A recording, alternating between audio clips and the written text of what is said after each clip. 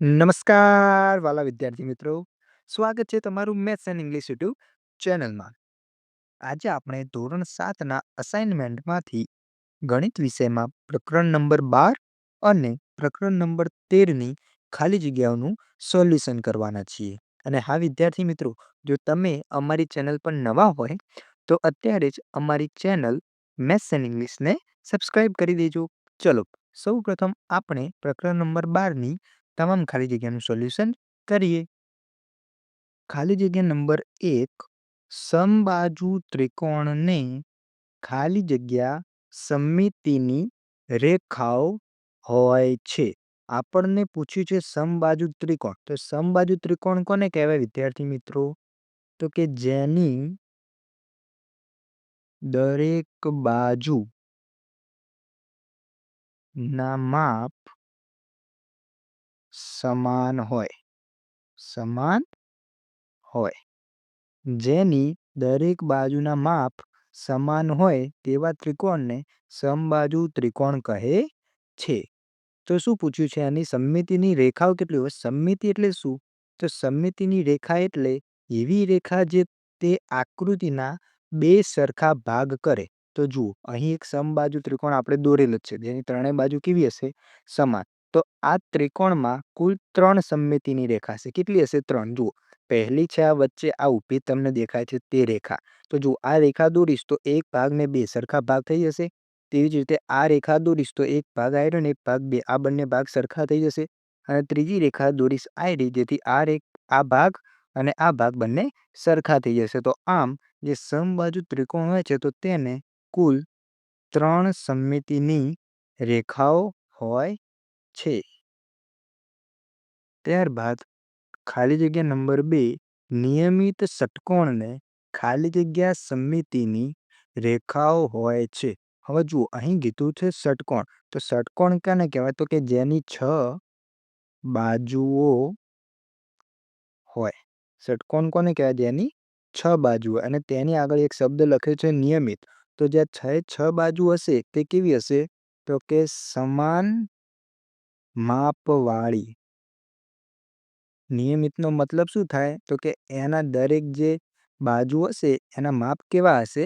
સમાન હશે. તો તમે અહીં સ્ક્રીન ઉપર જોઈ શકો છો એક નિયમિત ષટકોણ છે અને તેની અંદર તેની સમમિતિની રેખાઓ દર્શાવેલી છે. હવે વિદ્યાર્થી મિત્રો, તમારે યાદ રાખવાનું એ છે કે જો કોઈ પણ નિયમિત આકાર હોય, જેમ કે નિયમિત આપણે ત્રિકોણ લઈ લઈએ તો નિયમિત ત્રિકોણને સમબાજુ ત્રિકોણ કહેવાય. તો તેમાં આપણે શોધ્યો ખાલી જગ્યા નંબર 1માં, તો તેની સમમિતિની રેખા હતી 3.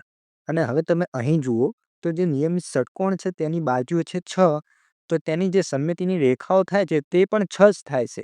આ ઉપરથી આપણે શું કહી શકીએ? તો કે કોઈ પણ નિયમિત આકાર પૂછે અને એ આકારમાં જેટલી પણ બાજુઓ હશે તેને જ તેની સમમિતિની રેખા કહેવાય. એટલે નિયમિત ષટકોણને ખાલી જગ્યા સમમિતિની રેખા હોય છે, તેની બાજુ કેટલી છે? 6. તેની સમમિતિની રેખા પણ કેટલી થઈ જશે? 6. ત્યારબાદ ખાલી જગ્યા નંબર 3, નિયમિત અષ્ટકોણને ખાલી જગ્યા સમમિતિની રેખાઓ હોય છે. હવે આપણે આકૃતિ વગર સમજી લઈશું. જો અષ્ટકોણ કીધું છે એટલે અષ્ટકોણમાં કેટલી બાજુઓ હશે? તો કે 8 બાજુ હશે. અષ્ટકોણમાં કેટલી બાજુઓ હશે? 8 બાજુઓ હશે. અને નિયમિત કીધું છે એટલે 8 બાજુના માપ કેવા હશે? સરખા હશે. માટે આની સમમિતિની રેખા કેટલી થઈ જશે? 8 થઈ જશે. કેટલી થઈ જશે વિદ્યાર્થી મિત્રો? 8 આપણને મળી જશે. બાદ ખાલી જગ્યા નંબર 4, અંગ્રેજી મૂળાક્ષર ઝેડની પરિભ્રમણીય સમમિતિનો ક્રમ ખાલી જગ્યા છે. તો જવાબ આવશે 2. આ તમારે ડાયરેક્ટ યાદ રાખી લેવાનું વિદ્યાર્થી મિત્રો. ત્યારબાદ 5મું, અંગ્રેજી મૂળાક્ષર ઈની પરિભ્રમણીય સમમિતિનો ક્રમ ખાલી જગ્યા છે. તો આનો જવાબ આવશે 1. ત્યારબાદ ખાલી જગ્યા નંબર 6, વિષમબાજુ ત્રિકોણને ખાલી જગ્યા સમમિતિની રેખા હોય છે. હવે આપણને કીધું છે વિષમબાજુ ત્રિકોણ. તો વિષમબાજુ ત્રિકોણ એને કહેવાય જેની દરેક બાજુ ના માપ અલગ હોય. જેની દરેક બાજુના માપ કેવા હશે? અલગ અલગ. તો આપણે જોઈએ તો જેની દરેક બાજુના માપ અલગ અલગ હોય તો તેની સમમિતિની રેખા મળે નહીં, કારણ કે એવી રેખા આપણે ના દોરી શકીએ જેથી આ જે વિષમબાજુ ત્રિકોણ છે તેના બે સરખા ભાગ કરી શકીએ. તો આનો જવાબ આવશે 0. જવાબ આવશે 0. ત્યાર પછી ખાલી જગ્યા નંબર 7, ચોરસનો પરિભ્રમણીય કોણ ખાલી જગ્યા છે. જવાબ આવશે 90 અંશ. ત્યારબાદ ખાલી જગ્યા નંબર 8, લંબચોરસનો પરિભ્રમણીય કોણ ખાલી જગ્યા છે. જવાબ આવશે 180 અંશ. ત્યારબાદ હવે વિદ્યાર્થી મિત્રો આપણે પ્રકરણ નંબર 13ની ખાલી જગ્યાઓનો અભ્યાસ કરીશું. ખાલી જગ્યા નંબર 1, 2 સેમી લંબાઈના બે ઘન પાસે રાખતા બનતા લંબઘનની લંબાઈ ખાલી જગ્યા સેમી થાય. આપણે બે ઘન લેવાના છે જેની લંબાઈ હશે 2 સેમી અને એનથી આપણે લંબઘન બનાવવાનું છે. તો એક ઘનની લંબાઈ 2 સેમી અને બીજા ઘનની લંબાઈ પણ 2 સેમી, એટલે જે લંબઘન બનશે એની લંબાઈ કેટલી થશે? તો 2 + 2 એટલે 4 સેમી આપણો જવાબ આવી જશે. ત્યારબાદ ખાલી જગ્યા નંબર 2, લંબઘનનો પડછાયો ખાલી જગ્યા છે. તો આપણે જ્યારે લંબઘનનો પડછાયો પાડીશું એટલે એનો આકાર આવશે લંબચોરસ. કયો આકાર આવશે વિદ્યાર્થી મિત્રો? લંબચોરસ. ત્યારબાદ પ્રશ્ન નંબર 3, ક્રિકેટ દડાનો પડછાયો ખાલી જગ્યા છે. તો ક્રિકેટનો દડો વર્તુળાકારનો પડછાયો પાડશે. કેવો પડછાયો પાડશે? વર્તુળ આકાર, એટલે કે જવાબ આવશે વર્તુળ. ખાલી જગ્યા નંબર 4, રમવાના પાસાની સામસામેની બાજુઓના અંકોનો સરવાળો ખાલી જગ્યા હોય છે. તો તમે આ રમવાનો પાસો ધ્યાનથી જોશો તો તમને તેની સામસામેની બાજુઓના અંકોનો સરવાળો કરશો તો તમને હંમેશા સરવાળો 7 જ મળશે. જેમ કે 1 હશે તો 1ની સામે કયો અંક હશે? તો 6 હશે. પછી 2 હશે તો 2ની સામે કયો અંક હશે? તો કે 5 અંક હશે. આવી આવેલા હોય છે જેમનો સરવાળો તમે કરશો તો આપણને હંમેશા 7 જવાબ મળે. ત્યારબાદ ખાલી જગ્યા નંબર 5, ત્રિકોણાકાર પિરામિડની બધી સપાટીઓના આકાર ખાલી જગ્યા હોય છે. જો ત્રિકોણાકાર પિરામિડ કીધું છે એટલે એની સપાટીનો આકાર હશે ત્રિકોણ.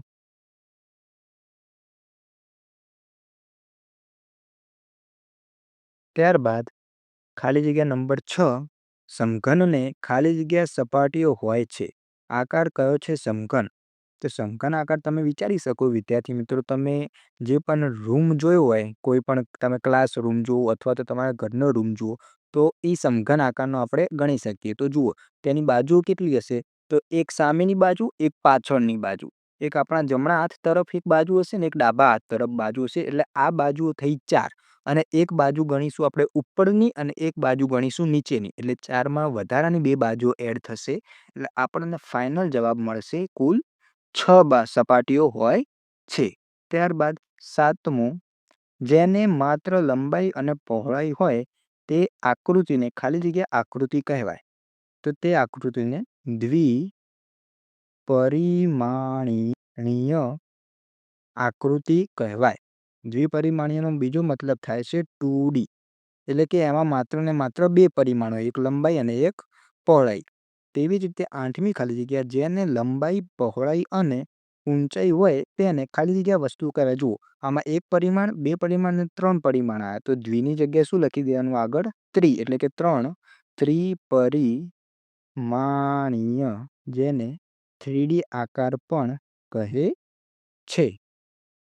તો વિદ્યાર્થી મિત્રો અહીં આપણે પ્રકરણ 12 અને 13ની ખાલી જગ્યાઓનું સંપૂર્ણ સોલ્યુશન પૂર્ણ થાય છે. ધન્યવાદ.